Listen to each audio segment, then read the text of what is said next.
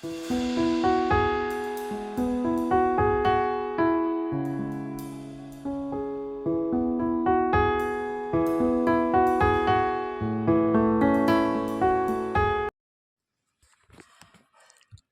వారు ప్రయాణమై పోవుచుండగా ఆయన ఒక గ్రామంలో ప్రవేశించెను. మార్త అను ఒక స్త్రీ ఆయనను తన ఇంట చేర్చుకొనెను. ప్రయాణమై పోవుచున్న ప్రభువు. లూకాసు వార్త 10వ అధ్యాయము 38వ వచనము 39వ వచనం. ప్రభునందు ప్రియులారా, ప్రయాణమై పోతున్న ప్రభు, కనిపించిన గ్రామం, ప్రవేశించిన ప్రభు ఇక ఇంట చేర్చుకోవటం వారి బాధ్యత. అనేక ఇండ్లు ఉన్నాయి, అనేక మంది ఉన్నారు. ఆ గ్రామంలో ఒక ఇల్లు ఆయనను చేర్చుకుంది. ప్రయాణమైపోవటం ప్రభు యొక్క పని. ఆయన అనేకులను దాటి వెళ్తూ ఉన్నాడు. ఒక గ్రామంలో ప్రవేశించటం ఆ గ్రామం చేసుకున్న ధన్యత, ఆ గ్రామం చేసుకున్నటువంటి భాగ్యం. కానీ ఏ ఇంట చేర్చబడాలి అన్నది పిలుచుకునే ఆ ఇంటిని బట్టి ఉంటుంది. చేర్చుకోవడం ఆ ఇంటి బాధ్యత. అందుకనే ఆయన వాక్యము, ఆయన సన్నిధి, ఆయన ఆత్మ అనేకులను దర్శిస్తూ వెళ్తుంది. ఏ హృదయం చేర్చుకుంటుందో ఆ హృదయం ధన్యకరమవుతుంది. ఆ ఇంట చేర్చుకున్నట వలన ఆ ఇంటిలో బోధ కలిగింది. ఆ ఇంటిలో విచారము, చింత ఉండింది, దాన్ని తీసివేశాడు.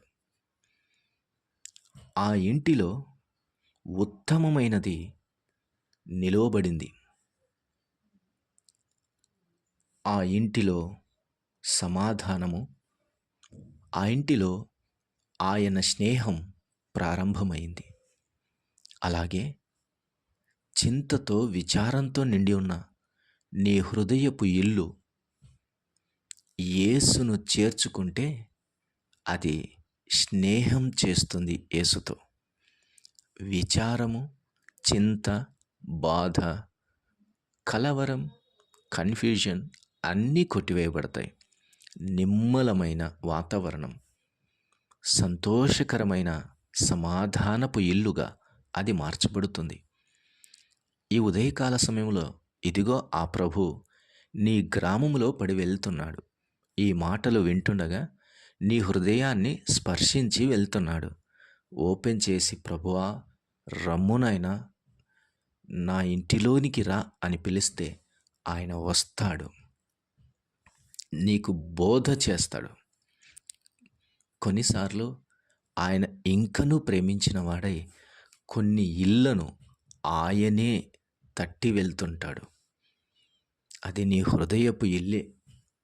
ఈరోజు నీ హృదయం కలవరమా? నీ హృదయం బాధనా, విచారమా? ఎలాగుంది?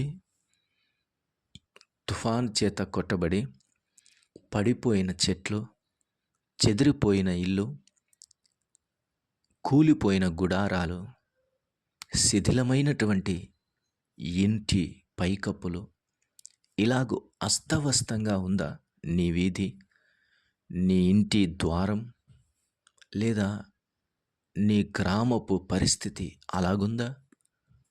ఇది నీ ఆత్మీయమైన ఇంటిని గురించి బోధిస్తుంది. అలాగైతే చక్కపరచటానికి, సరిచేయటానికి, నిమ్మలపరచటానికి, సహాయం చేయటానికి ప్రభు వస్తున్నాడు. ఆ ఇంటిలో, ఆ గ్రామములో, ఆ ఇంటిలో సహాయము చేయటానికి చింత లేదా ఎవరికి అనే కేకలు ఆ ఇంటిలో వినబడుతున్నాయి. అయితే ఆ ఇంటిలో ప్రభు సమాధానం చేర్చబడింది. సహాయము ప్రభువే. ఈరోజు నీ సహాయకుడు ప్రభువే, నీ సమాధానము ప్రభువే. మనుషుల వైపు చూసి నాకెవరు సహాయం చేయరా అని అంటున్నావెందుకు? అలా అనవద్దు. సహాయం చేయుటకు, సమాధానపరచుటకు, నిమ్మలపరచుటకు ఇదిగో నిలువెత్తు ప్రభువు నీ ఎదుట నిలిచి ఉన్నాడు. నీకు సహాయం చేయుటకు. ఆయన నాకు సహాయకుడు. నరమాత్రుడు నాకేమి చేయగలడు అని నీవు తలంచి ఎరిగి ఆయనను ఆహ్వానిస్తే ఈ దినమే, ఈ క్షణమే, ఇప్పుడే నీ కుటుంబానికి, నీ జీవితానికి, నీ హృదయానికి, నీ హృదయపు నివాసానికి నిమ్మలం, నిబ్బరం కలుగుతుంది. సంతోషం, సమాధానం కలుగుతుంది. అది దేవుని వలననే కలుగును. గనుక ఆయనను ప్రేమతో ఆహ్వానించు. నీ ఇంటికి అనగా నీ హృదయపు తలుపులు తెరిచి నీ హృదయపు ఇంటికి ఆయనను ఆహ్వానించు. నీ శిరస్సు మొదలుకొని శ్రీపాదం వరకు సంపూర్ణ సమాధానం నీకు కలుగుతూ ఉంది. అట్టి కృప దేవుడు మనకును మన కుటుంబాలకును సదాకాలము దయచేయునుగాక. ప్రియ తండ్రి స్తోత్రం. మాటలను దీవించండి. విన్నవారి హృదయాల్లో కార్యం చేయండి. నీ వాక్యం చేత అభిషేకించి మహిమ పొందుమని క్రీస్తు యేసు నామమున ప్రార్థించి వేడుకొని పొంది ఉన్నాము తండ్రి. ఆమేన్.